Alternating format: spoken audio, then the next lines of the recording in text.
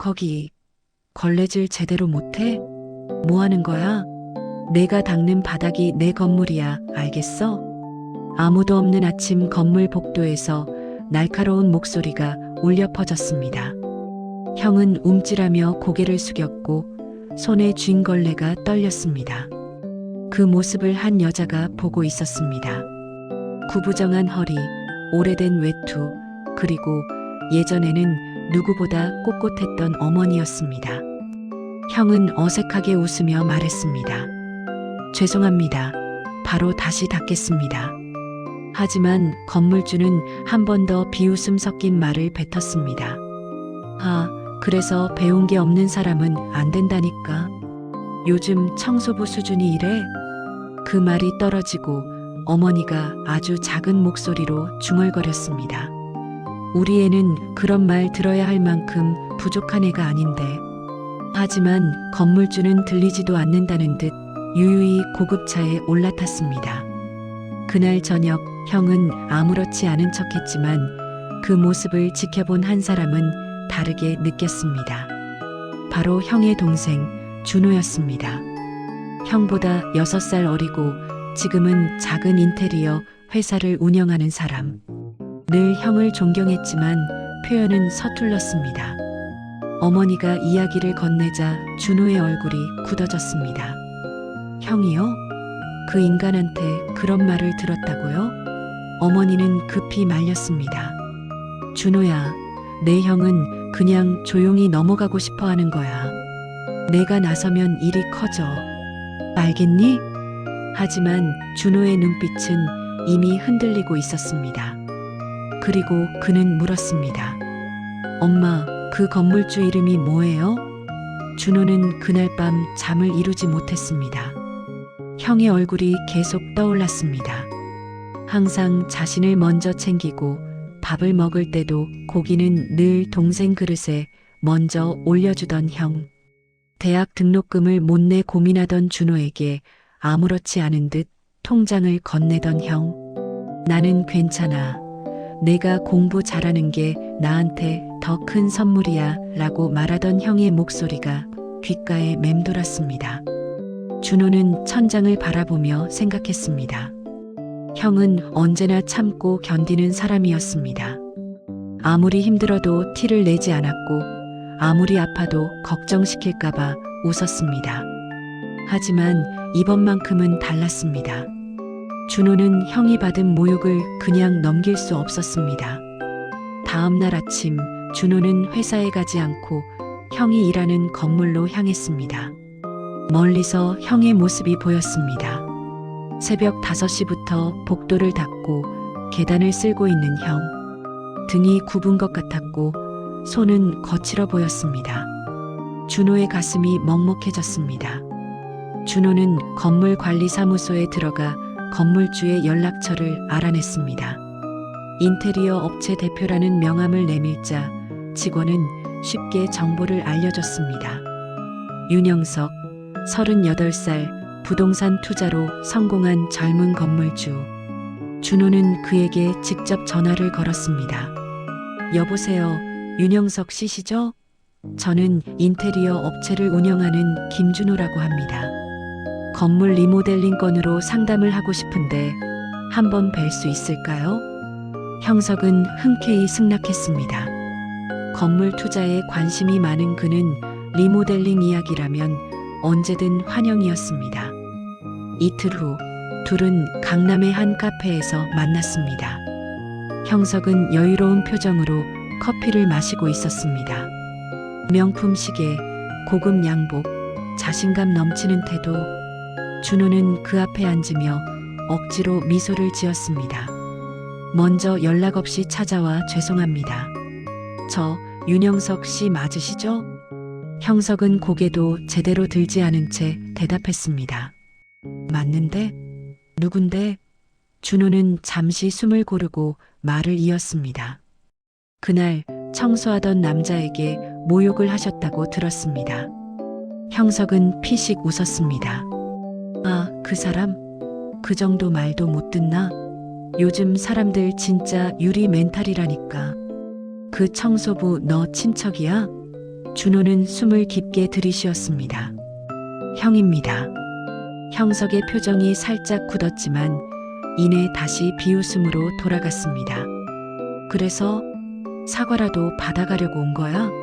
아니면 보상금이라도 뜯어갈 거야? 요즘 다들 그런 식이던데? 준호는 고개를 저었습니다. 아니요. 그냥 당신이 뭘 모르고 있어서요. 형석은 팔짱을 끼며 말했습니다. 내가 뭘 몰라? 청소하는 사람은 청소하는 사람이지. 내가 뭘 더 알아야 하는데? 준호는 천천히 이야기를 시작했습니다. 우리 형, 원래 공무원이었습니다. 시청에서 일했고 결혼도 준비했어요. 예비 신부랑 신혼집도 계약했었고요. 그런데 12년 전 겨울 아버지가 갑자기 쓰러지셨습니다. 형석의 표정이 조금 변했습니다. 준호는 계속 말을 이어갔습니다. 뇌출혈이었어요. 병원에 실려갔지만 이틀 만에 돌아가셨습니다. 그리고 장례를 치르고 나서야 알았어요. 아버지가 사업빚을 3억 원이나 남기고 가셨다는 걸. 준호의 목소리가 떨렸습니다. 채권자들이 매일 집에 찾아왔어요. 어머니는 그 충격으로 쓰러지셨고 저는 그때 고등학교 2학년이었습니다. 형은 결혼을 파기했어요. 예비 신부에게 미안하다고, 자기 때문에 평생 빚쟁이 신세가 될 수 없다고 말하면서요. 형석은 더 이상 웃지 않았습니다. 준호는 계속했습니다. 형은 공무원 사직서를 냈습니다. 퇴직금으로 일부 빚을 갚고 그 다음부터는 할 수 있는 모든 일을 했습니다. 새벽에는 택배 상하차, 오전에는 주차 관리, 오후에는 경비일, 밤에는 대리운전. 하루에 4시간도 못 자면서요. 준호는 눈물을 참으며 말했습니다. 3년이 걸렸어요. 형이 3억 원을 다 갚는데 그동안 어머니는 아파도 병원에 못 가셨고 저는 장학금과 아르바이트로 대학을 다녔습니다. 형은 그 기간 동안 친구들도 다 잃었어요. 만날 시간도 여유도 없었으니까요. 형석은 시선을 피했습니다. 준호는 가방에서 낡은 사진 한 장을 꺼냈습니다. 이게 15년 전 우리 가족 사진이에요. 형석은 사진을 받아들었습니다. 거기에는 행복하게 웃고 있는 4식구가 있었습니다. 아버지, 어머니, 그리고 2 아들. 특히 큰아들은 희망에 찬 눈빛으로 카메라를 보고 있었습니다. 준호가 말했습니다. 이때 형은 25살이었어요. 공무원 시험에 합격하고 일주일 뒤 찍은 사진이에요. 형은 그날 말했어요. 이제 우리 가족 편하게 해줄 수 있겠다고. 아버지 일 그만두시게 하고 엄마 아픈데 다 치료하시게 하고 준호 너는 하고 싶은 공부 다 시키겠다고. 하지만 형석은 여전히 방어적이었습니다. 그래도 그건 내 알 바 아니지 않나? 나도 내 인생 살기 바쁜데 남의 사연까지 다 알아야 돼? 준호는 고개를 끄덕였습니다. 맞습니다. 당신 책임 아니에요. 저도 그걸 압니다. 그런데요, 준호는 형석의 눈을 똑바로 바라보며 말했습니다. 한 사람의 존엄은 직업에 있지 않습니다. 형은 지금 청소를 하지만 그 일을 하찮게 여기지 않아요. 매일 새벽 4시에 일어나서 복도 하나하나를 정성껏 닦아요. 계단 난간도 2번씩 닦고 화장실 거울도 반짝반짝 닦아놔요. 준호의 목소리가 커졌습니다. 형은 그 일을 하찮게 여기지 않는데 왜 당신은 그 일을 하는 사람을 하찮게 봤어요? 형석은 대답하지 못했습니다. 준호는 계속 말했습니다. 당신은 형에게 배운 게 없다고 했죠. 그런데 형은 대학을 졸업했어요. 학비는 본인이 장학금으로 냈고요. 당신은 형을 청소부라고 무시했죠. 그런데 형은 그 일로 6년째 어머니와 저를 먹여 살리고 있어요.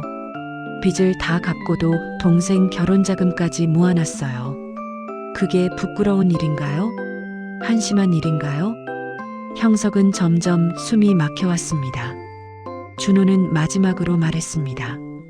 당신이 형에게 한 말, 형은 아무렇지 않은 척 했어요. 괜찮다고 신경 쓰지 말라고 했어요. 그런데 저는 알아요. 형이 그날 밤 혼자 울었다는 걸. 12년 동안 참아왔던 모든 게 무너진 것처럼 울었다는 걸. 그때였습니다. 카페 문이 열리고 누군가 천천히 들어왔습니다. 준호의 어머니였습니다. 준호는 깜짝 놀랐습니다. 엄마, 여기까지 어떻게? 어머니는 천천히 형석 앞에 섰습니다. 당신 그날 우리 아들한테 하찮다고 했죠? 형석은 아무 말도 하지 못했습니다. 어머니는 떨리는 목소리로 말했습니다. 우리 아들은 어떤 일이 있어도 남을 무시하지 않는 사람이에요. 길에서 노숙자를 만나면 자기 밥값을 아껴서라도 김밥을 사주는 사람이에요. 동료가 힘들면 자기 일을 더해서라도 도와주는 사람이에요. 어머니는 가방에서 낡은 노트를 꺼냈습니다. 여기 우리 아이가 20대 초반에 쓴 일기예요. 어머니는 조용히 읽기 시작했습니다. 아버지가 돌아가신 지 일주일째 되는 날, 엄마가 부엌에서 울고 있었다. 빚쟁이들이 집을 뺏겠다고 협박했다. 나는 그날 맹세했다. 엄마를 다시는 힘들게 하지 않겠다고. 준호가 꿈을 포기하지 않게 하겠다고. 카페 안은 조용해졌습니다. 어머니는 다음 장을 넘겼습니다. 오늘 첫 급여를 받았다. 80만 원. 사무실에서 일하면 300만 원을 받았을 텐데. 하지만 괜찮다. 이 돈으로 엄마 약을 사드리고 준호 학원비를 낼 수 있으니까 나는 행복하다. 어머니의 눈에서 눈물이 흘렀습니다. 또 다른 페이지에는 이렇게 적혀 있었습니다. 오늘 길에서 대학 동기를 만났다. 그는 나를 못 본 척했다. 청소 유니폼을 입은 내가 창피했을 것이다. 괜찮다. 나도 그를 못 본 척했다. 그가 불편해하지 않게. 형석의 눈가가 붉어졌습니다. 어머니는 마지막 페이지를 읽었습니다. 오늘 준호가 대학에 합격했다. 장학생으로. 준호가 울면서 고맙다고 했다. 형, 나중에 크면 형한테 다 갚을게. 나는 웃으며 말했다. 내가 행복하게 사는 게 내게 갚는 거야. 그게 내가 원하는 전부야. 어머니는 노트를 덮으며 말했습니다. 당신은 우리 아들을 보고 배운 게 없다고 했죠. 그런데 진짜 배움이 뭔지 아세요? 책에서 배우는 게 아니에요. 삶에서 배우는 거예요. 우리 아들은 인생에서 가장 어려운 걸 배웠어요. 포기하지 않는 법, 책임지는 법, 사랑하는 법을요. 형석은 고개를 들 수 없었습니다. 어머니는 계속 말했습니다. 당신이 가진 건물은 돈으로 살 수 있어요. 하지만 우리 아들이 가진 마음은 돈으로 살 수 없어요. 그게 진짜 가치예요. 그게 진짜 귀한 거예요. 어머니는 준호의 손을 잡고 일어섰습니다. 우리는 당신한테 사과를 받으러 온 게 아니에요. 그냥 당신이 알았으면 해서 왔어요. 당신이 무시한 그 사람이 얼마나 귀한 사람인지, 그리고 앞으로는 함부로 남을 판단하지 않았으면 해서요. 둘이 카페를 나가려는 순간 형석이 일어나며 말했습니다. 잠깐만요. 형석은 깊게 숨을 쉬고 말했습니다. 죄송합니다. 정말 죄송합니다. 제가 너무 몰랐습니다. 준호는 돌아보며 말했습니다. 사과는 형에게 하세요. 저희에게가 아니라. 형석은 고개를 끄덕였습니다. 그리고 물었습니다. 형분께서 지금 어디 계신지 알 수 있을까요? 직접 찾아뵙고 싶습니다. 사흘 후 형이 일하던 그 건물 로비. 형석이 새벽 5시에 직접 찾아왔습니다. 형은 걸레를 들고 복도를 닦고 있었습니다. 형석은 조용히 다가가 말했습니다. 저기요. 형은 고개를 들고 형석을 알아봤습니다. 아, 건물주님. 무슨 일이세요? 형석은 깊게 고개를 숙였습니다. 그날 말 너무너무 죄송합니다. 제가 정말 잘못했습니다. 형은 당황하며 손을 저었습니다. 아니에요, 괜찮습니다. 이미 지난 일이에요. 하지만 형석은 계속 고개를 숙인 채였습니다. 아닙니다. 괜찮지 않습니다. 저는 당신을 모욕했습니다. 당신의 노력을, 당신의 삶을, 당신의 존엄을 짓밟았습니다. 형석은 주머니에서 서류 한 장을 꺼냈습니다. 이 건물, 앞으로 대대적인 시설 개선에 들어갈 예정입니다. 기존 외주업체 대신 직영 관리팀을 꾸리려고 해요. 그래서 관리 책임자가 필요합니다. 당신이 맡아주셨으면 합니다. 형은 눈을 크게 떴습니다. 저요? 그런데 저는 경력도 없고. 형석은 고개를 저었습니다. 당신은 6년째 이 일을 해오셨잖아요. 그게 최고의 경력입니다. 그리고 제가 며칠 동안 당신이 일하는 걸 지켜봤습니다. 새벽 4시에 출근해서 한 곳도 빠짐없이 정성껏 청소하시더군요. 형석은 계속 말했습니다. 급여는 지금의 3배로 드릴게요. 그리고 사무실과 직원들도 배정해 드릴게요. 4명 정도 팀을 꾸려서 관리하시면 됩니다. 형은 믿을 수 없다는 표정이었습니다. 정말 제가 할 수 있을까요? 형석은 처음으로 진심 어린 미소를 지었습니다. 당신만큼 이 일에 진심인 사람은 없어요. 당신만큼 책임감 있는 사람도 없고요. 저는 확신합니다. 당신이 최고의 관리 책임자가 될 거라고. 그 모습을 멀리서 어머니와 준호가 지켜보고 있었습니다. 어머니는 눈물을 닦으며 웃었습니다. 준호가 어머니의 어깨를 감싸며 말했습니다. 엄마, 형 이제 좀 편해지겠죠? 어머니는 고개를 끄덕였습니다. 그래, 그리고 너도 잘했다. 견딜 줄 아는 사람보다 지킬 줄 아는 사람이 더 강한 거야. 준호는 어머니를 바라보며 말했습니다. 엄마, 제가 어렸을 때 형이 저를 지켜줬잖아요. 학교에서 괴롭힘 당할 때도, 돈이 없어서 수학여행 못 갈 뻔했을 때도 형은 늘 제 편이었어요. 이번엔 제가 형을 지켜줄 차례예요. 어머니는 준호의 손을 꼭 잡았습니다. 너희 둘 다 내 자랑이야. 형은 가족을 지키는 법을 알고 너는 형을 지키는 법을 알아. 그게 가족이야. 서로를 지켜주는 거. 한 달 후 형은 관리 책임자로서 첫 출근을 했습니다. 더 이상 걸레를 들지 않았습니다. 대신 직원들을 교육하고 관리하는 일을 맡았습니다. 형의 얼굴에는 자신감이 돌아왔고 걸음걸이도 당당해졌습니다. 어느 날 저녁 가족들이 모두 모여 식사를 했습니다. 준호가 형에게 소주잔을 건네며 말했습니다. 형, 축하해요.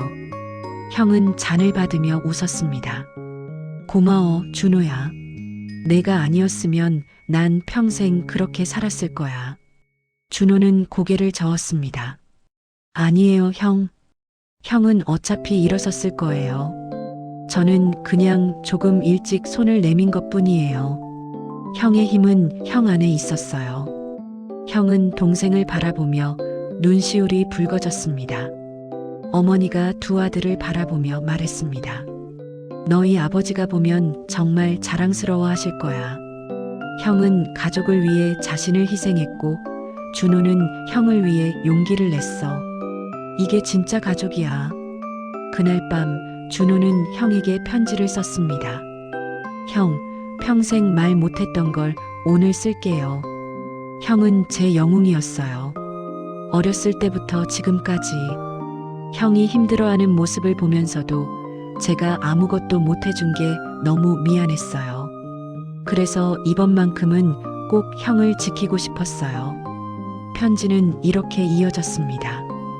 형은 항상 저를 위해 희생했어요.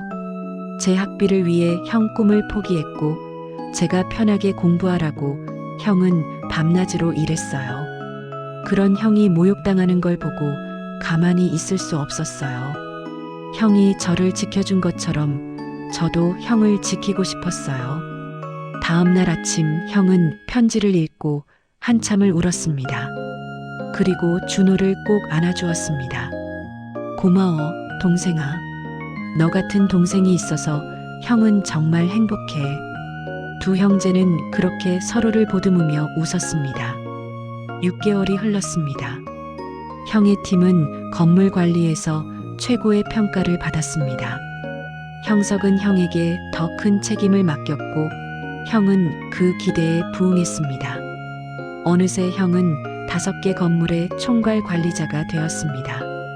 준호의 인테리어 회사도 성장했습니다. 형석이 준호의 회사를 자신의 건물 인테리어 업체로 지정해줬고 입소문이 나면서 일이 많아졌습니다. 형제는 서로 도우며 함께 성장했습니다. 어느 봄날 형은 결혼식을 올렸습니다. 12년 만에 만난 옛 약혼자가 아니라 새롭게 만난 따뜻한 사람과 함께였습니다. 결혼식장에서 준호가 축사를 했습니다. 우리 형은 제 인생의 등대였습니다.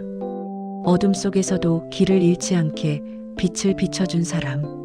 제가 넘어지면 일으켜 세워준 사람. 그런 형이 오늘 행복한 모습을 보니 제 인생에서 가장 기쁜 날입니다. 하객들이 박수를 쳤습니다. 준호는 눈물을 닦으며 계속 말했습니다.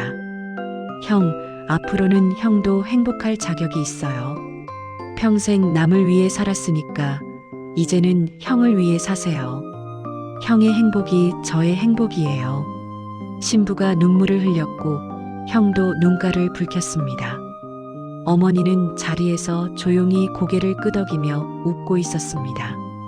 형석도 하객석 뒤쪽에서 조용히 지켜보며 박수를 쳤습니다. 피로연이 끝나고 형은 준호를 따로 불렀습니다. 둘은 식장 밖 벤치에 나란히 앉았습니다. 형이 준호의 어깨에 손을 올리며 말했습니다. 준호야, 그날 내가 나를 위해 나섰던 거 평생 잊지 못할 거야. 내가 아니었으면 난 아직도 그 어둠 속에 있었을 거야. 준호는 고개를 저었습니다. 형, 저는 형이 해준 것의 100분의 1도 갚지 못했어요. 형이 저를 위해 포기한 것들, 형이 저를 위해 흘린 땀과 눈물, 저는 다 알아요. 형은 웃으며 말했습니다. 우리 그런 계산하지 말자. 가족은 갚고 받는 게 아니잖아. 두 형제는 그렇게 한참을 앉아 있었습니다. 말없이, 하지만 마음은 서로에게 닿아 있었습니다. 봄바람이 불어왔고 벚꽃잎이 떨어졌습니다. 그 순간이 영원히 기억될 것 같았습니다. 1년 후 준호도 결혼을 했습니다. 형은 준호의 결혼식에서 주례를 맡았습니다. 형이 단상에 서서 말했습니다. 신랑 김준호는 제 동생입니다. 그리고 제 인생의 은인입니다. 제가 가장 힘들었을 때 저를 포기하지 않은 사람입니다. 형은 떨리는 목소리로 계속했습니다. 동생은 형인 저를 지켜주기 위해 용기를 냈습니다. 그 용기 덕분에 저는 다시 일어설 수 있었습니다. 오늘 동생이 인생의 반려자를 만나 새로운 출발을 하는 모습을 보니 형으로서 더할 나위 없이 기쁩니다. 하객들이 감동하며 눈물을 닦았습니다. 형은 마지막으로 말했습니다. 준호야, 너는 내게 가족의 의미를 가르쳐줬어. 가족은 서로를 지키는 거라고, 서로의 상처를 감싸주는 거라고. 그런 너와 같은 가족으로 살 수 있어서 형은 정말 자랑스럽다. 결혼식이 끝나고 어머니는 두 며느리와 함께 차를 마셨습니다. 어머니가 며느리들에게 말했습니다. 우리 아이들 서로를 정말 아껴요. 형은 동생을 위해 자기 청춘을 바쳤고 동생은 형을 위해 용기를 냈어요. 이런 형제가 있다는 게 제 인생 최고의 축복이에요. 두 며느리는 눈시울을 붉히며 고개를 끄덕였습니다. 한 며느리가 말했습니다. 어머님, 저희도 그 마음을 이어갈게요. 서로 아끼고 지켜주는 가족으로 살게요. 어머니는 며느리들의 손을 잡으며 웃었습니다. 시간은 흘러 3년이 지났습니다. 형은 이제 대형 빌딩 관리 회사의 이사가 되었습니다. 형석의 추천으로 더 큰 무대로 나간 것이었습니다. 준호의 인테리어 회사는 직원 30명 규모로 성장했습니다. 두 형제 모두 각자의 분야에서 성공했습니다. 하지만 두 형제는 변하지 않았습니다. 여전히 매주 일요일이면 어머니 댁에 모여 식사를 했고 서로의 고민을 나눴습니다. 형의 첫째 아들과 준호의 딸이 태어나 같이 자랐고 두 형제는 조카들에게도 서로를 아끼는 모습을 보여줬습니다. 어느 일요일 식사 후 두 형제는 산책을 나갔습니다. 형이 준호에게 물었습니다. 준호야, 너 그때 왜 나를 도와줬어? 솔직히 내가 너한테 잘해준 것도 아닌데. 준호는 웃으며 대답했습니다. 형, 무슨 소리예요? 형이 저한테 얼마나 잘해줬는데요? 준호는 계속 말했습니다. 형은 제가 중학교 때 친구들한테 괴롭힘 당한 거 알고 학교까지 찾아와서 저를 지켜줬잖아요. 형은 제가 대학 입학금 때문에 걱정하는 거 보고 자기 적금을 다 깨서 저한테 줬잖아요. 그런 형이 힘들어하는데 제가 가만히 있을 수 있었겠어요? 형은 준호의 어깨를 툭 쳤습니다. 그래도 고마워. 너 같은 동생 둬서 형은 정말 복 받았어. 준호도 형의 어깨를 툭 쳤습니다. 저도요, 형. 형 같은 형 둬서 정말 복 받았어요. 두 형제는 그렇게 웃으며 걸었습니다. 어머니는 집 창문으로 두 아들의 뒷모습을 지켜봤습니다. 어머니의 눈에 눈물이 맺혔습니다. 여보, 당신 봐요. 우리 아이들 이렇게 잘 컸어요. 서로 아끼고 지켜주면서 말이에요. 당신이 남긴 게 빚뿐이었지만 아이들은 그 시련을 이겨냈어요. 며느리가 어머니 곁에 다가와 어깨를 감싸며 말했습니다. 어머님, 두 분 다 어머님을 닮으셨어요. 어머님이 사랑으로 키우셨으니까 저렇게 서로를 아끼는 거예요. 어머니는 며느리의 손을 잡으며 웃었습니다. 그날 저녁 가족들이 모두 거실에 모였습니다. 형이 어머니께 말했습니다. 엄마, 내년에 새 아파트로 이사하시는 거 어때요? 제가 알아본 곳이 있는데 엘리베이터도 있고 관리도 잘 되는 곳이에요. 어머니는 고개를 저었습니다. 아니야, 여기가 좋아. 너희 아버지 추억이 있는 곳인데. 준호가 말했습니다. 엄마, 그래도 여기는 너무 오래됐어요. 계단도 가파르고요. 형 말대로 좀 더 편한 곳으로 가시는 게 좋겠어요. 저희가 다 준비할게요. 어머니는 두 아들을 바라보며 웃었습니다. 너희가 그렇게 원한다면 갈게. 하지만 조건이 있어. 어머니는 계속 말했습니다. 너희 둘이 힘을 합쳐서 준비해. 형은 관리비 알아보고 준호는 인테리어 생각해보고 그렇게 둘이 협력해서 엄마한테 선물하는 거야. 두 형제는 서로를 보며 웃었습니다. 알겠어요, 엄마. 우리가 최고의 집을 준비할게요. 석 달 후 어머니는 새 아파트로 이사했습니다. 형이 알아본 위치 좋은 곳에 준호가 직접 인테리어를 했습니다. 따뜻한 분위기의 집이었고 어머니의 취향을 모두 반영한 공간이었습니다. 어머니는 집을 둘러보며 계속 눈물을 흘렸습니다. 이사 당일 두 형제는 집들이 음식을 준비했습니다. 형은 고기를 구웠고 준호는 어머니가 좋아하는 잡채를 만들었습니다. 두 며느리는 과일을 준비하고 테이블을 꾸몄습니다.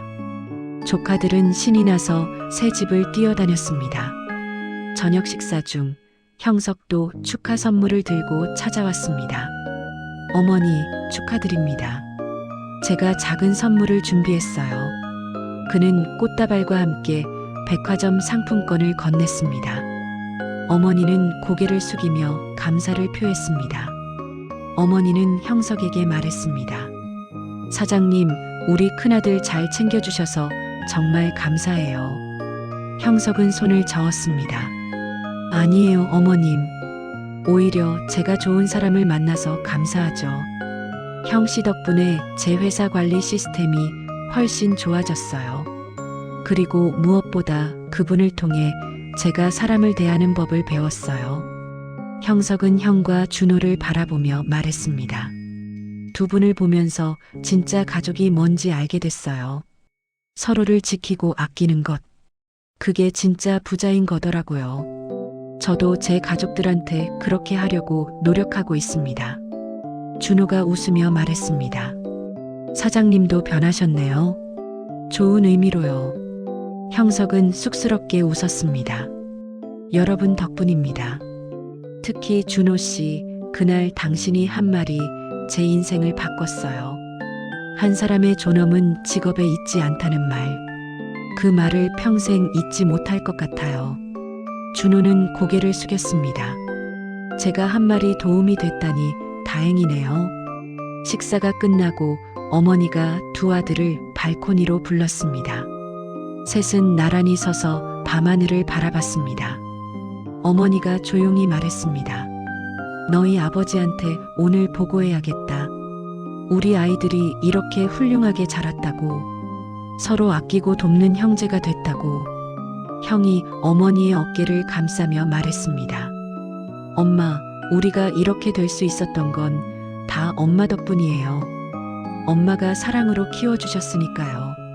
준호도 고개를 끄덕이며 말했습니다. 맞아요, 엄마. 엄마가 우리한테 가장 큰 가르침을 주셨어요. 사랑하는 법을요. 어머니는 두 아들의 손을 꼭 잡았습니다. 너희가 내 자랑이야. 평생 엄마 자랑이야. 세 사람은 그렇게 한참을 서 있었습니다. 말은 없었지만 마음은 하나로 연결되어 있었습니다. 도시의 불빛이 반짝이고 바람이 부드럽게 불었습니다. 5년이 더 흘렀습니다. 형의 아들은 초등학교에 들어갔고 준호의 딸도 유치원에 다니기 시작했습니다. 두 조카는 남매처럼 자랐습니다. 주말이면 두 가족이 함께 공원에 가고 명절이면 어머니 댁에 모여 음식을 나눴습니다. 어느 여름날 형네 가족과 준호네 가족은 함께 바다로 여행을 갔습니다. 아이들은 모래성을 쌓고 어른들은 파라솔 아래 앉아 이야기를 나눴습니다. 형이 준호에게 말했습니다. 이렇게 다 같이 여행 오니까 정말 좋다. 우리 아버지가 살아계셨으면 같이 오셨을 텐데. 준호는 고개를 끄덕였습니다. 아버지도 하늘에서 보고 계실 거예요. 우리가 이렇게 행복하게 사는 거. 형은 바다를 바라보며 말했습니다. 그때는 정말 힘들었어. 빚 때문에, 삶의 무게 때문에. 하지만 지금 생각해보면 그 시간이 없었으면 지금의 우리도 없었을 거야. 준호가 물었습니다. 형, 그때 후회한 적 없어요? 공무원 그만두고 결혼도 포기하고. 형은 잠시 생각하다가 대답했습니다. 솔직히 말하면 후회했지. 특히 힘들 때는. 근데 지금은 아니야. 그 선택 덕분에 우리 가족이 지금 이렇게 있으니까. 형은 준호를 바라보며 말했습니다. 그리고 무엇보다 너 같은 동생이 있어서 형은 다시 일어설 수 있었어. 내가 그날 나를 위해 나서지 않았으면 난 아직도 그 어둠 속에 갇혀 있었을 거야. 준호는 형의 어깨를 두드리며 웃었습니다. 형, 우리 이제 그런 얘기 그만해요. 다 지난 일이잖아요. 해가 지기 시작했습니다. 붉은 노을이 바다를 물들였습니다. 가족들은 모두 모여 노을을 바라봤습니다. 형의 아들이 물었습니다. 아빠, 저 노을 정말 예쁘다. 형은 아들의 머리를 쓰다듬으며 말했습니다. 그래, 예쁘지? 인생도 저렇단다. 힘든 시간이 지나고 나면 아름다운 순간이 온단다. 준호의 딸이 물었습니다. 삼촌, 그럼 우리도 힘든 시간이 오면 예쁜 시간이 와요? 준호는 조카를 안아올리며 말했습니다. 그럼 당연하지. 그리고 그때 우리 가족이 다 도와줄 거야. 서로 의지하면서 말이야. 아이는 고개를 끄덕이며 웃었습니다. 저녁에 숙소로 돌아와 가족들은 함께 저녁을 먹었습니다. 어머니가 준비한 김치찌개와 형이 사온 회, 준호가 구운 삼겹살로 소박하지만 푸짐한 식탁이 차려졌습니다. 식사 중에 형의 부인이 말했습니다. 이렇게 가족이 함께 있으니까 정말 좋네요. 우리 애들도 자라서 이렇게 서로 아끼는 사람들이 됐으면 좋겠어요. 준호의 부인이 동의하며 말했습니다. 맞아요. 우리 애들한테 가장 큰 교육은 어른들이 서로 아끼는 모습을 보여주는 거예요. 우리 두 분 오빠가 그걸 정말 잘 보여주시잖아요. 어머니는 며느리들을 바라보며 흐뭇하게 웃었습니다. 식사 후 형과 준호는 바닷가를 산책했습니다. 파도 소리가 들렸고 별이 하늘에 가득했습니다. 형이 먼저 말을 꺼냈습니다. 준호야, 형이 진짜 고마운 게 뭔지 아니? 내가 그때 나를 포기하지 않은 거야. 다른 사람들은 다 나를 청소부로만 봤는데 너는 나를 형으로 봐줬어. 준호는 파도를 바라보며 대답했습니다. 형, 저한테는 형이 항상 영웅이었어요. 어떤 일을 하든 어떤 옷을 입든 형은 저를 지켜준 사람이고 우리 가족을 지킨 사람이에요. 그런 형을 제가 어떻게 포기해요? 두 형제는 한참을 걸었습니다. 말없이 하지만 마음은 서로에게 닿아 있었습니다. 형이 멈춰서서 하늘을 올려다보며 말했습니다. 아버지, 보고 계세요? 우리 이렇게 잘 살고 있어요. 준호도 멈춰서서 하늘을 바라봤습니다. 아빠, 걱정 마세요. 우리 서로 의지하면서 잘 살게요. 여행에서 돌아온 후 일상은 다시 시작되었습니다. 하지만 그 여행에서 나눈 대화들, 함께한 순간들은 오래도록 기억에 남았습니다. 가족의 의미, 형제의 사랑, 그리고 서로를 지키는 마음. 그것들이 삶을 지탱하는 힘이라는 것을 다시 한번 느꼈습니다. 10년이 더 흘렀습니다. 형은 이제 대기업의 임원이 되었고, 준호의 회사는 100명 이상의 직원을 둔 중견기업으로 성장했습니다. 하지만 두 형제는 여전히 변하지 않았습니다. 여전히 매주 어머니를 찾아뵙고 여전히 서로의 고민을 나눴습니다. 어머니의 70번째 생신날 온 가족이 모였습니다. 손주들도 커서 이제 중학생, 고등학생이 되었습니다. 형의 아들이 할머니께 편지를 읽었습니다. 할머니, 저는 할머니가 정말 자랑스러워요. 우리 아빠랑 삼촌을 이렇게 훌륭하게 키우셨으니까요. 두 분은 제 롤모델이에요. 준호의 딸도 편지를 읽었습니다. 할머니, 저는 커서 할머니처럼 따뜻한 사람이 되고 싶어요. 우리 아빠랑 큰아빠처럼 서로 아끼는 사람이 되고 싶어요. 어머니는 손주들의 편지를 들으며 계속 눈물을 흘렸습니다. 케이크 촛불을 끄고 어머니가 소원을 빌었습니다. 촛불을 끈 후 형이 물었습니다. 엄마, 무슨 소원 빌었어요? 어머니는 웃으며 대답했습니다. 우리 가족이 지금처럼 서로 아끼며 건강하게 사는 거, 그게 엄마 소원이야. 준호가 말했습니다. 엄마, 그 소원 꼭 이뤄질 거예요. 우리가 엄마한테 배운 대로 살 테니까요. 사랑하는 법, 아끼는 법, 지키는 법. 형도 고개를 끄덕이며 말했습니다. 맞아요, 엄마. 엄마가 우리한테 물려준 가장 큰 유산이 바로 그거예요. 밤이 깊어졌습니다. 손주들은 잠들었고 며느리들은 설거지를 했습니다. 거실에는 어머니와 두 아들만 남았습니다. 어머니가 두 아들을 바라보며 말했습니다. 너희 아버지가 돌아가신 지 벌써 22년이 됐구나. 그때는 어떻게 살아갈지 막막했는데 이렇게 다 잘 됐네. 형이 어머니의 손을 잡으며 말했습니다. 엄마가 우리를 포기하지 않으셨으니까요.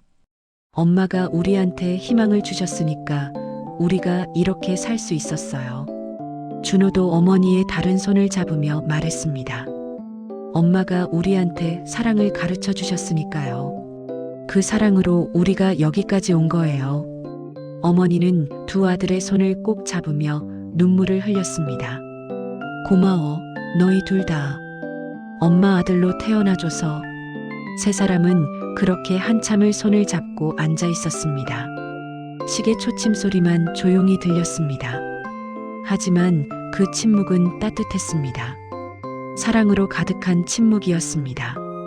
다음 날 아침 두 가족은 각자의 집으로 돌아갔습니다. 헤어지면서 형과 준호는 악수를 나눴습니다. 형이 말했습니다. 준호야, 다음 주에 또 보자.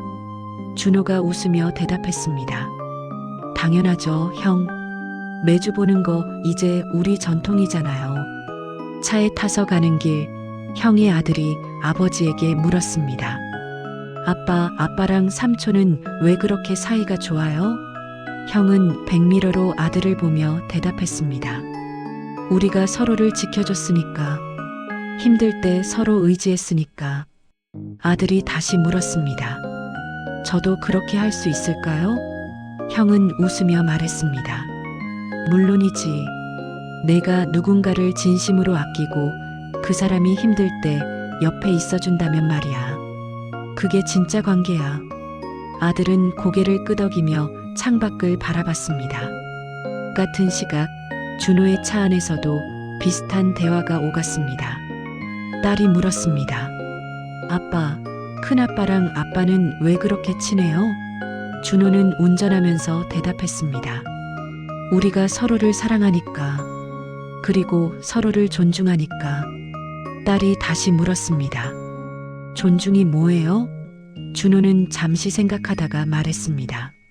상대방을 소중히 여기는 거야. 그 사람의 가치를 알아보는 거고. 큰아빠는 나한테 그걸 해줬어.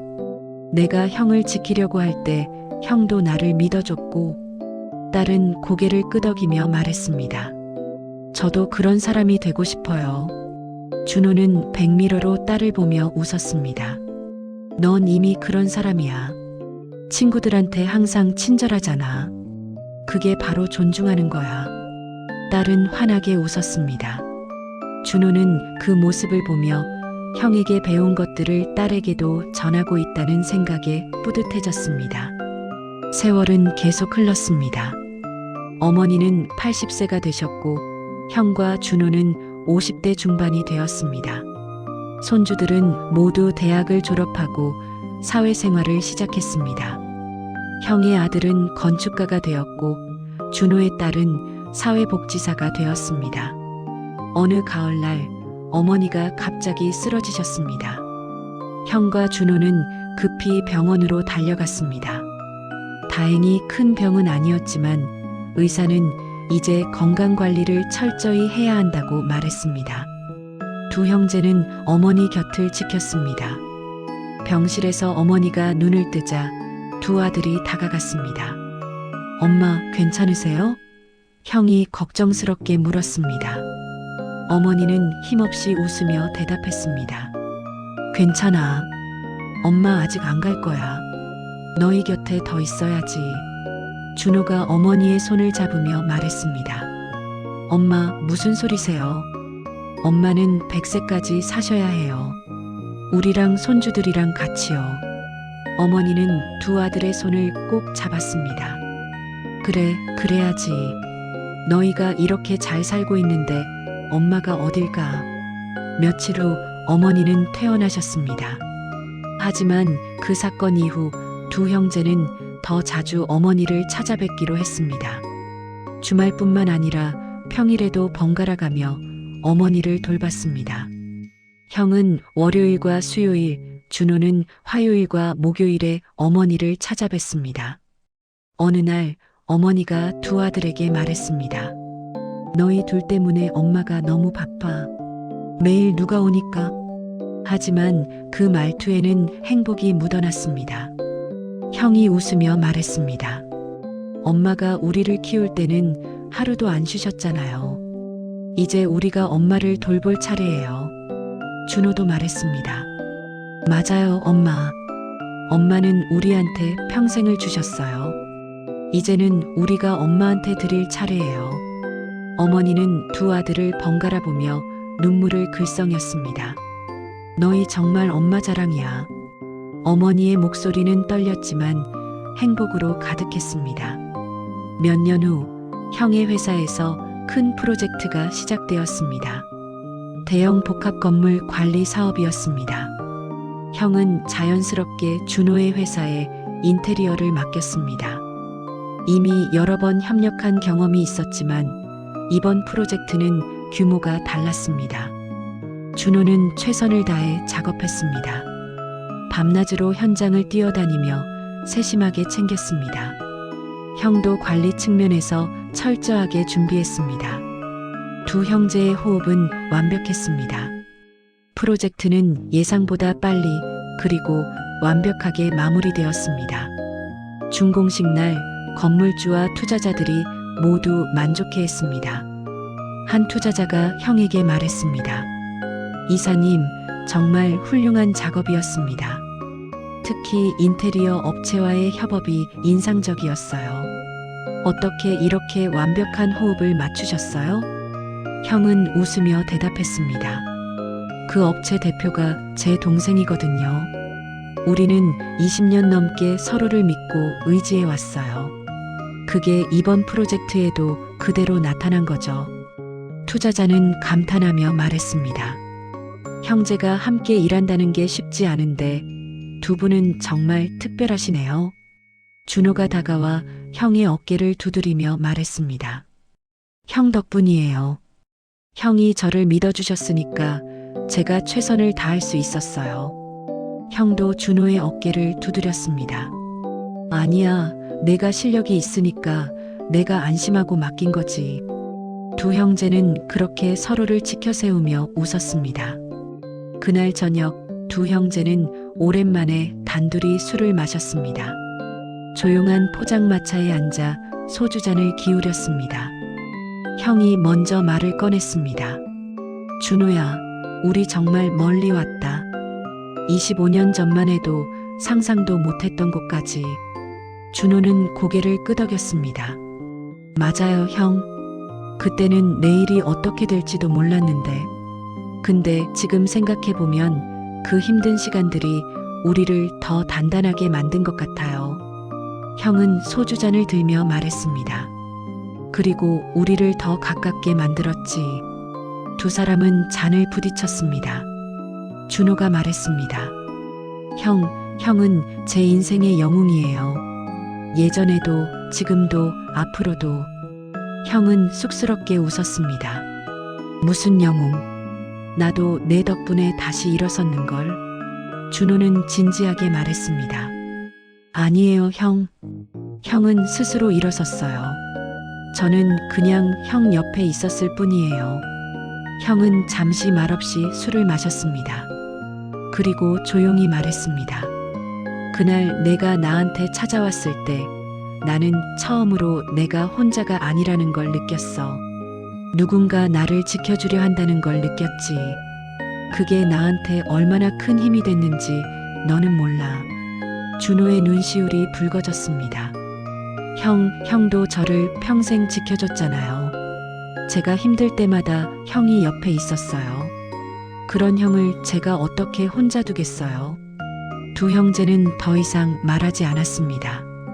그저 술잔을 기울이며 서로의 존재에 감사했습니다. 밤이 깊어 집으로 돌아가는 길, 형이 준호에게 말했습니다. 준호야, 우리 아이들한테도 이런 관계를 물려줘야겠다. 서로를 지키는 법을. 준호는 고개를 끄덕였습니다. 걱정 마세요, 형. 우리 아이들 벌써 그렇게 잘하고 있어요. 우리를 보면서 배우고 있을 거예요. 다음 날 형의 아들과 준호의 딸이 함께 카페에서 공부하고 있었습니다. 둘 다 취업 준비 중이었습니다. 형의 아들이 말했습니다. 너 아빠랑 우리 아빠 관계 정말 부럽다. 나도 저렇게 믿을 수 있는 사람이 있었으면 좋겠어. 준호의 딸이 웃으며 말했습니다. 오빠 나 있잖아. 우리도 두 분처럼 서로 의지하면서 살자. 오빠가 힘들면 내가 도와줄게. 형의 아들은 감동받은 표정으로 말했습니다. 고마워. 너도 힘들면 언제든지 말해. 내가 무조건 도와줄게. 두 사촌은 그렇게 약속을 나눴습니다. 형과 준호가 물려준 가족의 가치가 다음 세대로 이어지는 순간이었습니다. 서로를 지키고 아끼는 마음. 그것이 이 가족의 가장 큰 유산이었습니다. 시간은 계속 흘렀습니다. 어머니는 85세가 되셨습니다. 건강은 예전만 못했지만 여전히 정신은 맑으셨습니다. 두 아들과 며느리들, 그리고 손주들이 어머니를 정성껏 돌봤습니다. 어머니는 행복했습니다. 어느 겨울날 눈이 많이 내렸습니다. 형과 준호는 어머니 댁에서 함께 눈을 치웠습니다. 손주들도 나와서 함께 도왔습니다. 온 가족이 모여 눈사람을 만들고 눈싸움을 했습니다. 어머니는 창문 너머로 그 모습을 지켜보며 미소 지으셨습니다.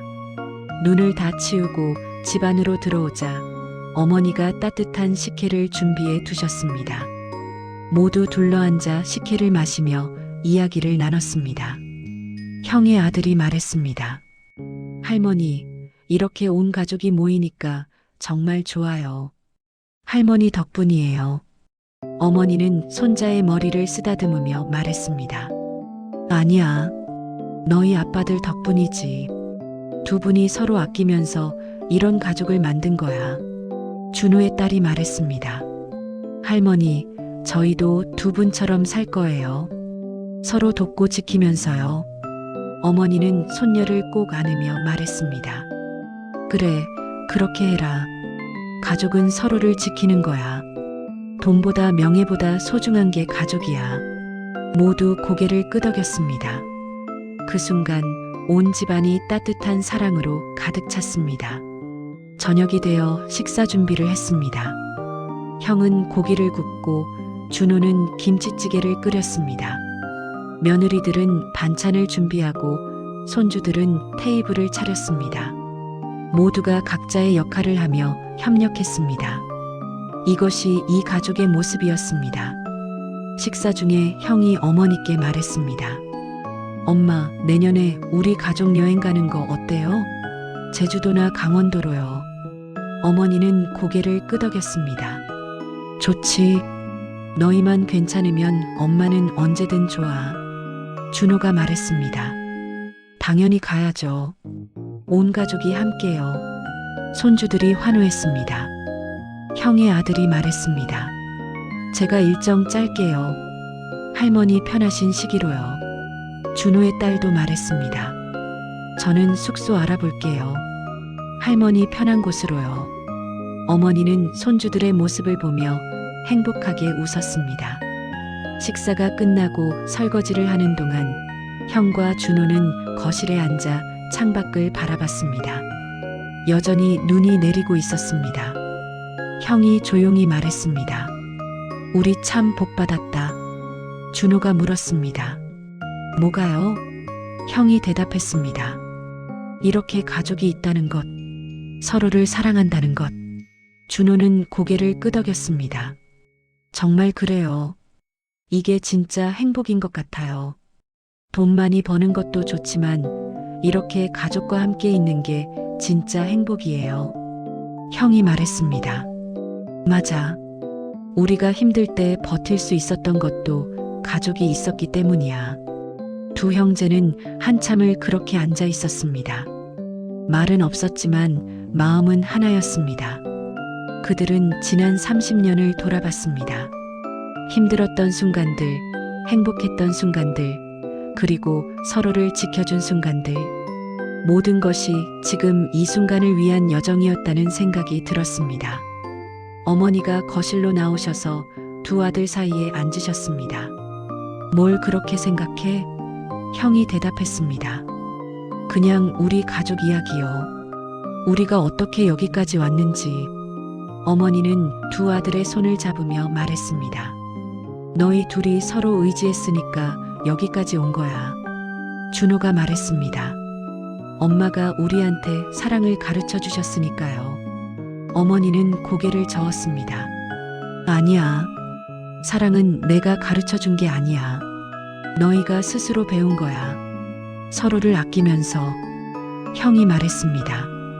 그래도 엄마가 시작이었어요. 엄마의 사랑이 우리를 만든 거예요. 어머니는 두 아들을 번갈아 보며 말했습니다. 너희가 엄마 자랑이야. 평생 엄마의 자랑이야. 세 사람은 그렇게 손을 잡고 앉아 있었습니다. 창밖에는 눈이 계속 내렸습니다. 하얗고 순수한 눈처럼 이 가족의 사랑도 순수했습니다. 그날 밤 모두 어머니 댁에서 잤습니다. 눈이 너무 많이 와서 집에 가기 어려웠기 때문입니다. 하지만 아무도 불편해하지 않았습니다. 오히려 모두 함께 있다는 것이 행복했습니다. 거실에서는 손주들이 이야기를 나누고 방에서는 어른들이 쉬었습니다. 형과 준호는 어렸을 때 쓰던 방에 함께 누웠습니다. 마치 어린 시절로 돌아간 것 같았습니다. 형이 천장을 보며 말했습니다. 이 방에서 우리 참 많은 이야기를 나눴지. 준호도 천장을 보며 대답했습니다. 그러게요. 형이 제 고민 들어주고 조언해 주던 게 기억나요. 형이 물었습니다. 기억나? 내가 중학교 때 왕따 당했을 때. 준호는 고개를 끄덕였습니다. 네, 기억나요. 형이 학교까지 찾아와서 저를 지켜줬잖아요. 그때 형한테 얼마나 고마웠는지 몰라요. 형이 말했습니다. 나도 기억나. 내가 울면서 고맙다고 하던 거. 준호가 말했습니다. 그때부터 생각했어요. 형을 위해서라면 뭐든 하겠다고. 형이 힘들면 제가 꼭 도와주겠다고. 형은 눈물이 핑 돌았습니다. 고마워, 동생아. 내 덕분에 형은 다시 살 수 있었어. 준호도 눈물을 글썽이며 말했습니다. 형 덕분에 저도 여기까지 올 수 있었어요. 두 형제는 더 이상 말하지 않았습니다. 그저 서로의 존재를 느끼며 조용히 누워 있었습니다. 밖에서는 여전히 눈이 내리고 있었습니다. 그 소리가 자장가처럼 들렸습니다. 두 형제는 평화로운 마음으로 잠에 들었습니다. 다음 날 아침 눈이 그쳤습니다. 온 세상이 하얗게 덮여 있었습니다. 아름다운 풍경이었습니다. 가족들은 모두 일어나 함께 아침을 먹었습니다. 어머니가 만든 된장찌개와 고등어구이, 그리고 김치. 소박하지만 따뜻한 아침이었습니다. 식사 후 형의 아들과 준호의 딸은 함께 눈길을 치웠습니다. 두 사촌은 협력하며 일했습니다. 형의 아들이 말했습니다. 우리 아빠들처럼 우리도 잘 지내자. 준호의 딸이 웃으며 대답했습니다. 당연하지. 우리는 가족이잖아. 모두 각자의 집으로 돌아갈 준비를 했습니다. 헤어지기 전 어머니가 두 아들을 불렀습니다. 너희 둘한테 할 말이 있어. 형과 준호는 어머니 앞에 섰습니다. 어머니는 진지한 표정으로 말했습니다. 엄마가 이제 나이가 많아. 언제 어떻게 될지 몰라. 형이 급히 말했습니다. 엄마, 무슨 소리세요? 엄마는 오래 사실 거예요. 어머니는 손을 들어 말을 막았습니다. 듣기만 해. 엄마가 없어도 너희 둘은 지금처럼 서로 아끼면서 살아야 해. 그게 엄마 마지막 부탁이야. 준호가 눈물을 흘리며 말했습니다. 엄마, 걱정 마세요. 저희 평생 이렇게 살 거예요. 형도 고개를 끄덕이며 말했습니다. 맞아요, 엄마. 우리는 평생 형제로 살 거예요. 서로를 지키면서요. 어머니는 두 아들을 꼭 안아주었습니다. 집으로 돌아가는 길 형과 준호는 각자의 차에 탔지만 마음은 하나였습니다. 어머니의 말이 계속 머릿속을 맴돌았습니다. 하지만 두 형제는 약속했습니다. 어떤 일이 있어도 서로를 지키겠다고, 평생 형제로 살아가겠다고. 몇 년이 더 흘렀습니다. 어머니는 90세가 되셨습니다. 건강은 많이 약해졌지만 여전히 가족들과 함께하는 시간을 소중히 여기셨습니다. 형과 준호는 더욱 자주 어머니를 찾아뵙고 손주들도 할머니를 자주 뵙러 왔습니다. 어느 봄날 어머니가 조용히 잠드셨습니다. 아침에 일어나지 않으셔서 확인해 보니 평화로운 표정으로 돌아가신 것이었습니다. 가족들은 슬픔에 잠겼지만 어머니가 고통 없이 편안하게 가셨다는 것에 위안을 받았습니다. 장례식장에서 형과 준호는 나란히 서서 조문객들을 맞았습니다. 많은 사람들이 찾아와 조의를 표했습니다. 형석도 왔습니다. 25년 전 그 건물주였던 사람. 이제 그는 형과 준호의 오랜 친구이자 동료가 되어 있었습니다. 형석이 두 형제에게 말했습니다. 두 분 어머님 정말 훌륭하게 키우셨어요. 두 분처럼 서로를 아끼는 형제는 본 적이 없어요. 형이 대답했습니다. 어머니가 우리한테 사랑을 가르쳐 주셨어요. 준호도 고개를 끄덕였습니다. 그 사랑으로 우리가 여기까지 온 거예요. 장례를 치르는 동안 형과 준호는 서로를 의지했습니다. 슬픔을 나누고 위로했습니다. 손주들도 두 분을 보면서 가족의 의미를 다시 한번 깨달았습니다. 힘들 때일수록 서로를 더욱 아껴야 한다는 것을. 장례식이 끝나고 형과 준호는 어머니 댁에 함께 남았습니다. 어머니의 물건들을 정리하면서 추억을 나눴습니다. 형이 옛날 사진첩을 발견했습니다. 거기에는 가족의 모든 순간이 담겨 있었습니다. 형이 한 장의 사진을 보며 말했습니다. 이거 봐. 내가 대학 합격했을 때 사진이야. 준호는 사진을 보며 눈물을 흘렸습니다. 이때 형이 얼마나 기뻐했는지 기억나요. 자기 일처럼. 형도 눈물을 닦으며 말했습니다. 당연히 기뻤지. 내 동생인데. 사진첩을 넘기다 보니 15년 전 형이 관리 책임자가 되던 날의 사진이 나왔습니다. 어머니가 직접 찍으신 사진이었습니다. 형의 얼굴에는 자신감이 가득했고 옆에 선 준호는 자랑스러운 표정이었습니다. 준호가 그 사진을 보며 말했습니다. 이때가 정말 행복했어요. 형이 다시 웃을 수 있게 돼서. 형이 대답했습니다. 나도. 내가 나를 포기하지 않아서. 두 형제는 사진을 보며 한참을 말없이 앉아 있었습니다. 저녁이 되어 정리를 마치고 두 형제는 어머니의 방에서 마지막 밤을 보내기로 했습니다. 형이 어머니의 침대에 앉으며 말했습니다. 엄마, 걱정 마세요. 우리 약속 지킬게요. 평생 서로 아끼면서 살게요. 준호도 옆에 앉으며 말했습니다. 엄마가 가르쳐 주신 사랑, 우리 아이들한테도 전할게요. 그날 밤 두 형제는 어린 시절 이야기를 나누며 밤을 지샜습니다. 웃기도 하고 울기도 했습니다. 어머니의 사랑, 아버지의 희생, 그리고 서로를 지켜온 세월들.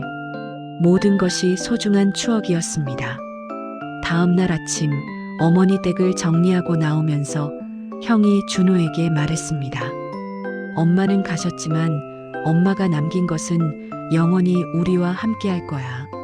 준호는 고개를 끄덕였습니다. 맞아요. 사랑과 가족의 의미. 그게 엄마가 우리한테 준 가장 큰 선물이에요. 시간이 흘러 1년이 지났습니다. 형과 준호는 여전히 매주 만났습니다. 이제는 어머니 댁 대신 서로의 집을 번갈아 방문했습니다. 어머니가 안 계셔도 두 형제의 유대는 변하지 않았습니다. 오히려 더 깊어졌습니다. 어느 일요일 두 가족이 함께 등산을 갔습니다. 정상에 올라 도시를 내려다보며 형이 말했습니다. 여기서 보니까 우리가 정말 멀리 왔다는 게 느껴져. 준호가 웃으며 대답했습니다. 그러게요.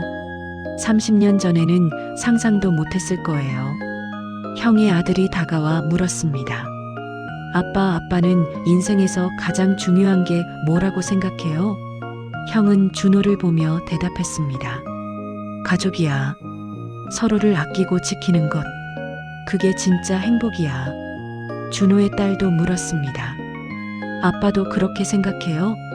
준호는 형을 보며 말했습니다. 당연하지. 큰아빠랑 내가 여기까지 올 수 있었던 건 서로를 포기하지 않았기 때문이야. 돈도 중요하고 성공도 중요하지만 가장 중요한 건 사랑하는 사람들과 함께 있는 거야. 손주들은 고개를 끄덕이며 두 아버지의 말을 마음에 새겼습니다. 하산길에 형과 준호는 나란히 걸었습니다. 형이 조용히 말했습니다. 우리 참 잘 살았다. 준호가 대답했습니다. 아직 끝난 게 아니에요. 앞으로도 계속 잘 살아야죠. 형은 웃으며 말했습니다. 그래.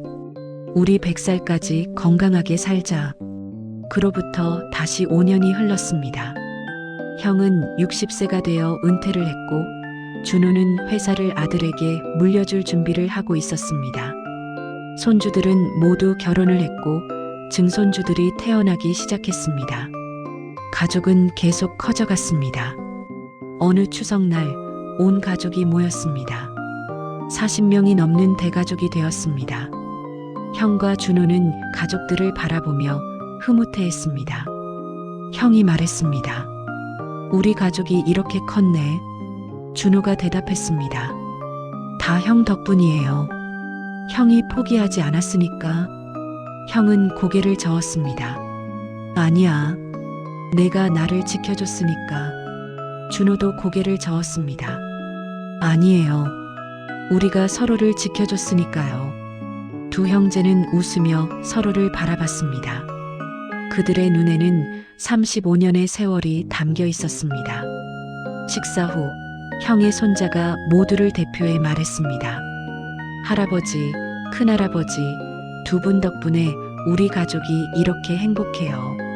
두 분이 서로 아끼는 모습을 보면서 우리도 많이 배워요. 준호의 손녀도 말했습니다. 우리도 두 분처럼 살게요. 서로를 지키면서요. 형과 준호는 증손주들까지 안아주며 말했습니다. 너희들도 서로 사랑하면서 살아라. 그게 진짜 행복이야. 아이들은 고개를 끄덕였습니다. 어른들의 말이 가슴 깊이 새겨졌습니다. 그날 밤 두 형제는 마당에 나와 별을 바라봤습니다. 형이 말했습니다.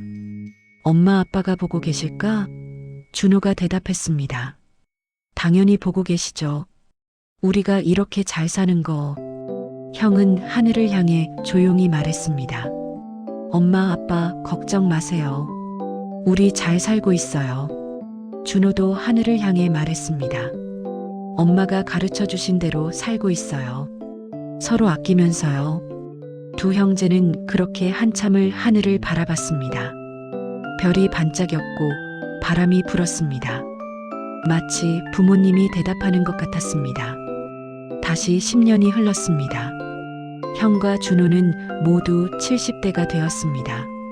머리는 하얗게 새었지만 여전히 건강했습니다. 매주 만나는 습관은 변하지 않았습니다. 이제는 증손주들이 두 분을 모시고 다녔습니다. 어느 겨울날 형이 갑자기 쓰러졌습니다. 준호는 급히 병원으로 달려갔습니다. 다행히 큰 병은 아니었지만 의사는 이제 무리하지 말라고 했습니다. 형은 병상에서 준호의 손을 잡으며 말했습니다. 미안해. 너 늙은 몸으로 고생시켰네. 준호는 형의 손을 꼭 잡으며 말했습니다. 무슨 소리예요, 형? 형이 평생 저를 지켜줬는데 이 정도는 아무것도 아니에요. 형은 눈물을 글썽이며 말했습니다. 고마워, 동생아. 평생 내 덕분에 살았어. 준호도 눈물을 흘리며 말했습니다. 저야말로 형 덕분이에요. 형이 회복한 후 두 형제는 더욱 소중히 시간을 보냈습니다. 매일 산책을 하고 함께 차를 마시며 이야기를 나눴습니다.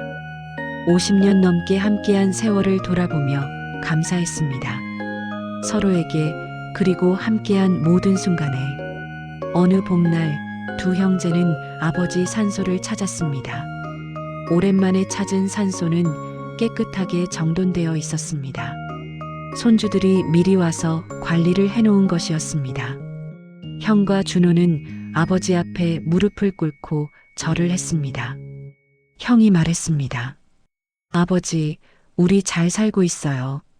서로 아끼면서요. 준호도 말했습니다. 아버지가 남긴 빚은 다 갚았어요. 그리고 형이 그 과정에서 희생을 많이 했어요. 하지만 우리는 포기하지 않았어요. 형은 계속 말했습니다. 아버지, 이제는 편히 쉬세요. 우리가 잘 지킬게요. 산소를 내려오는 길, 형이 준호에게 말했습니다. 우리 인생 되돌아보면 후회 없어. 힘들었지만 의미 있었어. 준호는 고개를 끄덕였습니다. 저도요, 형. 형과 함께한 인생이라 행복했어요. 두 형제는 손을 잡고 천천히 걸어 내려갔습니다. 그로부터 3년 후 형이 80세 생일을 맞았습니다. 온 가족이 모여 성대하게 잔치를 열었습니다. 60명이 넘는 가족들이 모였습니다. 형은 가족들을 바라보며 감격했습니다. 준호가 형 옆에 서서 말했습니다. 형, 축하해요. 우리 100살까지 건강하게 삽시다. 형은 준호의 어깨를 두드리며 말했습니다. 그래야지. 너랑 함께 더 오래 살고 싶어. 준호는 형을 꼭 안아주었습니다. 저도요, 형. 우리 평생 함께해요. 가족들이 박수를 쳤고 모두가 감동했습니다. 케이크에 불을 끄고 형이 소원을 빌었습니다.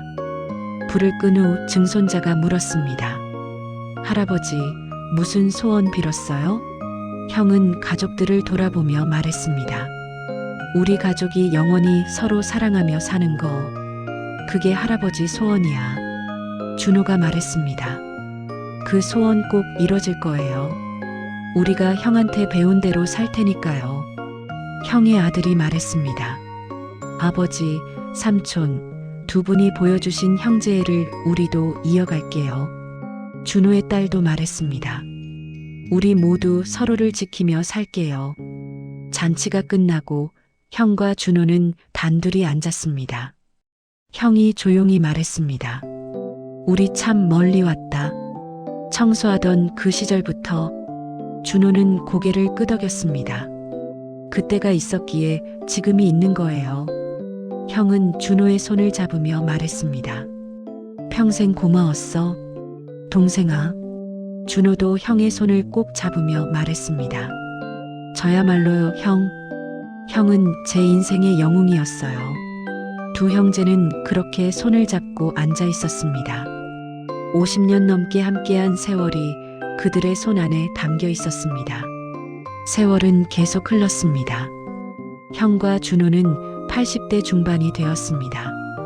건강은 예전만 못했지만 여전히 서로를 의지했습니다.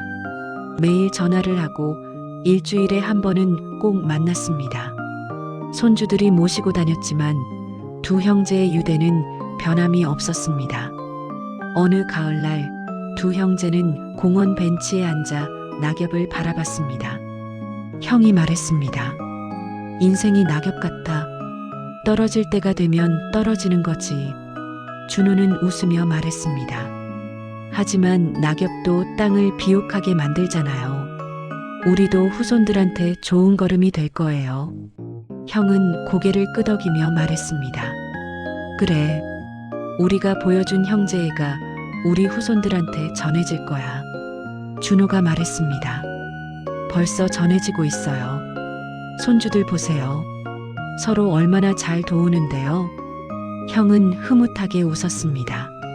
그러게. 우리 가족이 자랑스러워. 그날 저녁 집으로 돌아가면서 형이 준호에게 말했습니다. 우리 다음 생에도 형제로 만나자. 준호는 웃으며 대답했습니다. 당연하죠, 형. 다음 생에도 형 동생으로 태어날게요. 그리고 또 서로 지키면서 살아요. 형은 준호의 어깨를 두드렸습니다. 약속이다. 그로부터 몇 년 후 형이 평화롭게 세상을 떠났습니다. 88세였습니다. 준호는 형의 마지막을 지켰습니다. 형은 준호의 손을 잡고 조용히 눈을 감았습니다. 준호는 형의 손을 놓지 않고 울었습니다. 55년을 함께한 형제의 이별이었습니다. 장례식장에서 준호는 조문객들에게 형을 소개했습니다. 우리 형은 제 인생의 영웅이었습니다. 가족을 위해 모든 것을 희생한 사람이었습니다. 저를 포기하지 않고 끝까지 지켜준 사람이었습니다. 준호의 목소리는 떨렸지만 자랑스러웠습니다. 형의 아들이 아버지에 대해 말했습니다. 아버지는 우리한테 사랑을 보여주셨어요. 말이 아니라 행동으로요. 삼촌을 대하는 모습을 보면서 우리는 가족의 의미를 배웠어요. 준호의 딸도 말했습니다. 큰아버지는 우리 모두의 롤모델이었어요. 언제나 따뜻하고 책임감 있는 분이셨어요. 장례를 치르고 준호는 형의 유품을 정리했습니다. 그 중에 오래된 일기장이 있었습니다. 준호는 조심스럽게 일기장을 열었습니다. 가장 마지막 페이지에는 이렇게 적혀 있었습니다. 오늘 준호와 산책을 했다. 60년을 함께 살았지만 여전히 고마운 동생이다. 내가 힘들 때 나를 포기하지 않은 동생. 내가 무너질 때 나를 일으켜 세운 동생. 다음 생에도 준호 동생으로 만나고 싶다. 그때도 서로를 지키며 살자. 준호는 일기장을 읽으며 눈물을 흘렸습니다. 형이 얼마나 자신을 사랑했는지 다시 한번 느꼈습니다. 그리고 다짐했습니다.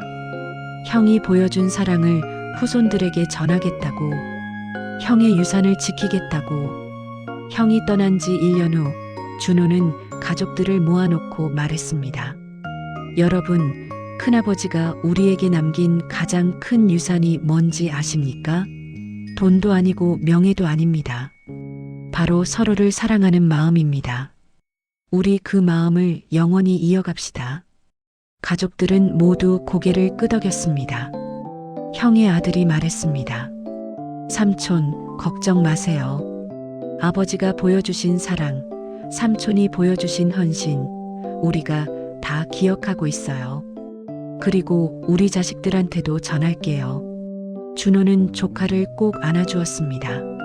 시간이 흘러 준호도 90세가 되었습니다. 형이 없는 세상은 외로웠지만 가족들이 준호를 지켰습니다. 매일 손주들과 증손주들이 찾아와 이야기를 나누고 함께 시간을 보냈습니다. 준호는 행복했습니다. 어느 여름날 준호는 증손자에게 이야기를 들려주었습니다. 옛날에 내 큰할아버지는 청소를 하셨단다. 많은 사람들이 무시했지. 하지만 할아버지는 그런 큰할아버지가 자랑스러웠어. 왜냐하면 큰할아버지는 가족을 위해 모든 걸 희생하신 분이었거든. 증손자가 물었습니다. 그래서 할아버지가 큰할아버지를 도와줬어요? 준호는 고개를 끄덕였습니다. 그럼 큰할아버지가 나를 평생 지켜주셨으니까 나도 큰할아버지를 지켜야 했어. 그게 가족이야. 증손자는 고개를 끄덕이며 할아버지의 말을 가슴에 새겼습니다. 준호는 계속 말했습니다. 기억해라. 사람의 가치는 하는 일로 결정되는 게 아니야. 그 일을 대하는 태도로 결정되는 거지. 큰할아버지는 청소를 하셨지만 그 일을 성실하게 하셨어. 그게 큰할아버지를 위대하게 만든 거야. 증손자가 말했습니다. 할아버지, 저도 할아버지처럼 살고 싶어요. 가족을 사랑하고 지키는 사람이 되고 싶어요. 준호는 증손자의 머리를 쓰다듬으며 말했습니다. 넌 이미 그런 사람이야. 내 형제들을 아끼잖니. 그게 바로 시작이야. 그해 가을, 준호는 조용히 세상을 떠났습니다. 형을 따라간 것이었습니다. 마지막 순간 준호는 형의 이름을 불렀습니다. 형, 이제 갑니다. 다시 만나요. 가족들은 준호의 마지막을 지키며 울었습니다. 하지만 그 눈물 속에는 감사도 함께 있었습니다.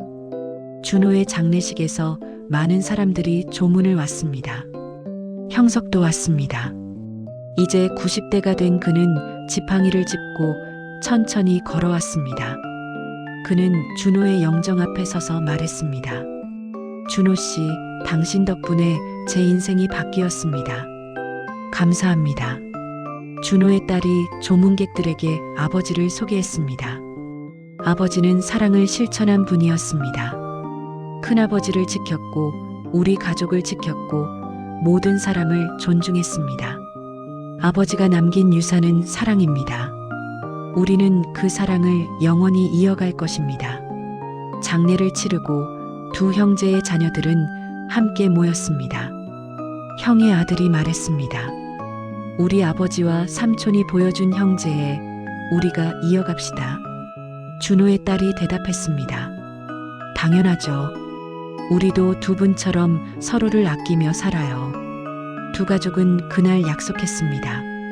매년 두 형제의 기일에 모여 추모하기로, 그리고 손주들에게 두 형제의 이야기를 전하기로, 서로를 지키며 살았던 형제의 사랑을 다음 세대에게 물려주기로. 세월이 흘러 10년이 지났습니다. 두 형제의 손주들은 이제 중년이 되었고, 증손주들은 청년이 되었습니다. 매년 두 형제의 기일이 되면 온 가족이 모였습니다. 100명이 넘는 대가족이 되었습니다. 그날이면 가장 나이 많은 손자가 두 형제의 이야기를 들려주었습니다. 옛날 너희 증조할아버지와 큰 증조할아버지가 계셨단다. 두 분은 평생을 서로를 지키며 사셨어. 힘들 때도 행복할 때도 항상 함께였지. 젊은 세대들은 그 이야기를 들으며 눈물을 흘렸습니다. 그리고 다짐했습니다. 자신들도 두 분처럼 서로를 아끼며 살겠다고, 가족의 사랑을 이어가겠다고. 두 형제의 유산은 그렇게 대대로 전해졌습니다. 어느 봄날 두 형제의 증손자와 증손녀가 함께 두 분의 산소를 찾았습니다. 나란히 누워 계신 두 형제 앞에서 젊은이들은 절을 했습니다. 증손자가 말했습니다. 증조할아버지, 큰 증조할아버지, 두 분 덕분에 우리 가족이 이렇게 화목해요. 증손녀도 말했습니다. 두 분이 보여주신 사랑, 우리가 평생 기억할게요. 그리고 우리 자식들한테도 전할게요. 두 젊은이는 산소를 내려오며 손을 잡았습니다. 우리도 두 분처럼 살자. 서로를 지키면서. 상대는 고개를 끄덕였습니다. 그렇게 두 형제의 사랑은 계속 이어졌습니다. 세대를 넘어, 시간을 넘어 영원히. 사람들은 이 가족을 보며 말했습니다. 저 가족은 특별해. 서로를 진심으로 아끼거든. 그게 바로 두 형제가 남긴 유산이었습니다. 사람의 가치는 하는 일이 아니라 그 일을 대하는 태도에서 결정됩니다. 누군가의 삶을 모른 채 함부로 판단하지 말아야 합니다. 그 사람의 걸음에는 우리가 모르는 눈물과 선택이 숨어 있으니까요. 그리고 가장 중요한 것은 가족입니다. 서로를 지키고 아끼는 마음. 그것이 진짜 행복이고 진짜 부자입니다.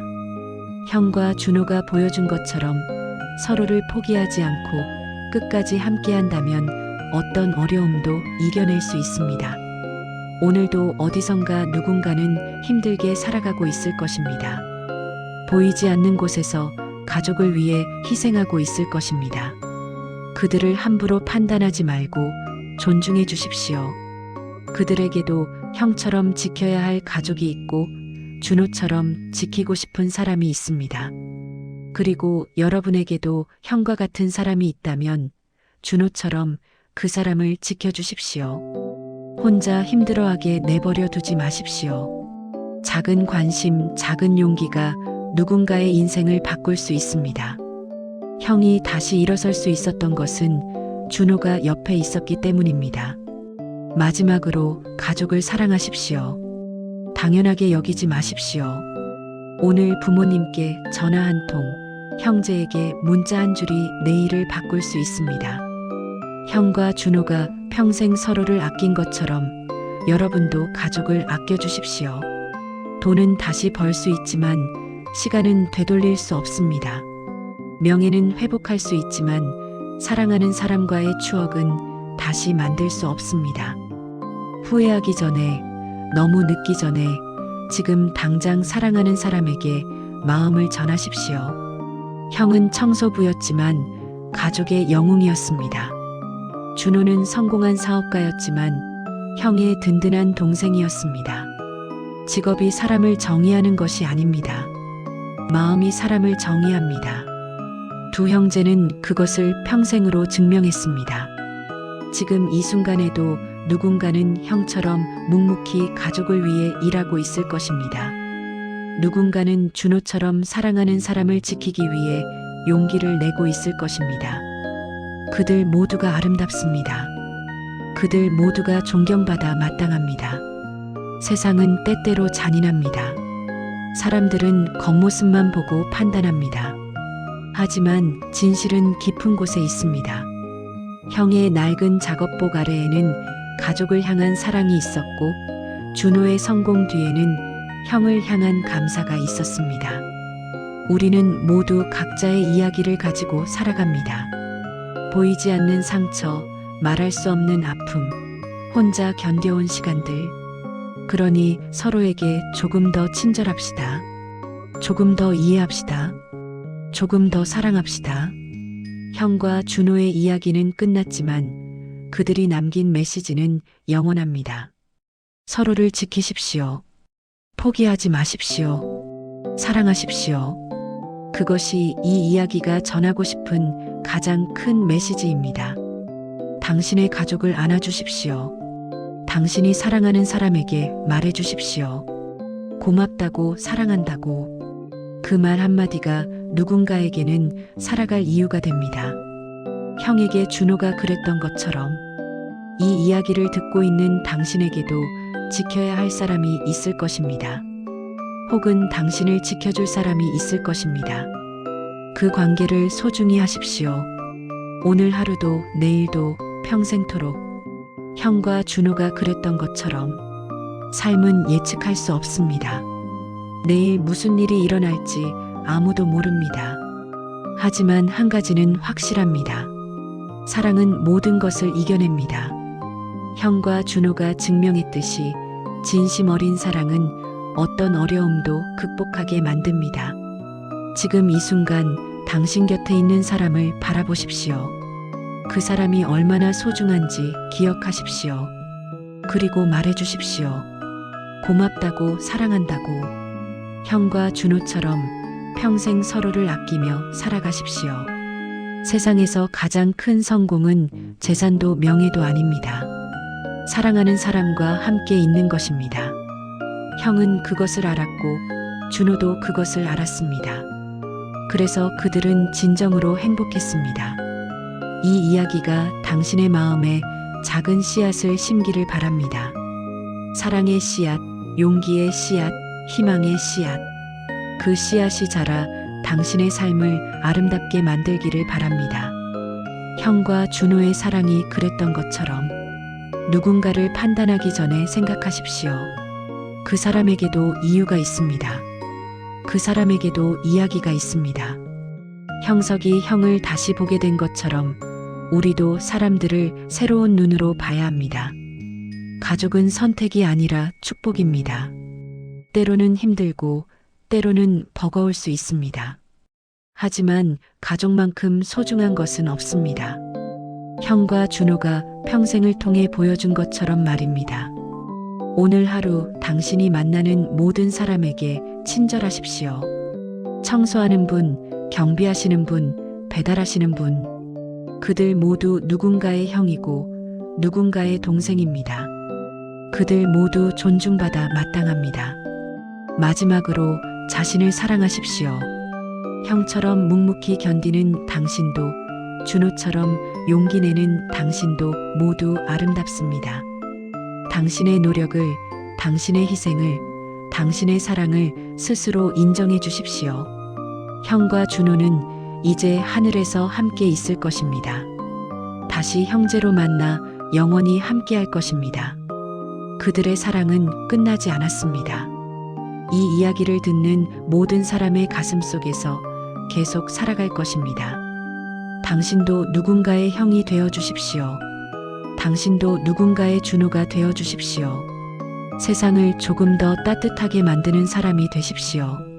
그것이 형과 준호가 우리에게 남긴 가장 큰 선물입니다. 사랑하십시오. 용서하십시오. 포기하지 마십시오. 그리고 무엇보다 서로를 지켜주십시오. 형과 준호처럼 그들의 이야기가 당신의 이야기가 되기를 바랍니다. 사랑으로 가득한 희망으로 빛나는 이야기가 되기를 바랍니다. 이것이 형과 준호의 이야기입니다. 청소하는 형과 건물주, 그리고 형을 지킨 동생의 이야기. 평범하지만 특별한, 힘들었지만 아름다운 이야기. 진정한 사랑이 무엇인지 보여준 이야기입니다. 당신의 삶에도 이런 사랑이 있기를 바랍니다. 형과 준호가 나눈 것 같은 깊은 유대가 있기를 바랍니다. 그리고 그 사랑을 다음 세대에 전하며 살아가기를 바랍니다. 세상은 여전히 돌아갑니다. 사람들은 여전히 바쁘게 살아갑니다. 하지만 잠시 멈춰서서 생각해 보십시오. 정말 중요한 것이 무엇인지. 형과 준호가 평생을 통해 우리에게 가르쳐 준 것처럼. 고맙습니다. 이 긴 이야기를 끝까지 들어주셔서 이 이야기가 당신의 마음에 작은 변화를 일으키기를 바랍니다. 그리고 오늘 지금 당장 사랑하는 사람에게 연락하십시오. 형과 준호처럼 후회 없는 삶을 사십시오. 사랑하는 이들과 함께하는 모든 순간이 축복입니다. 그것을 잊지 마십시오. 형과 준호가 우리에게 남긴 가장 큰 교훈입니다. 사랑하십시오. 지금 이 순간을. 혹시 이 이야기가 누군가를 떠올리게 했나요? 그 마음을 댓글로 남겨주세요. 그리고 영상이 좋았다면 구독과 좋아요 잊지 말아주세요. 그 작은 행동이 이 채널에 큰 힘이 됩니다.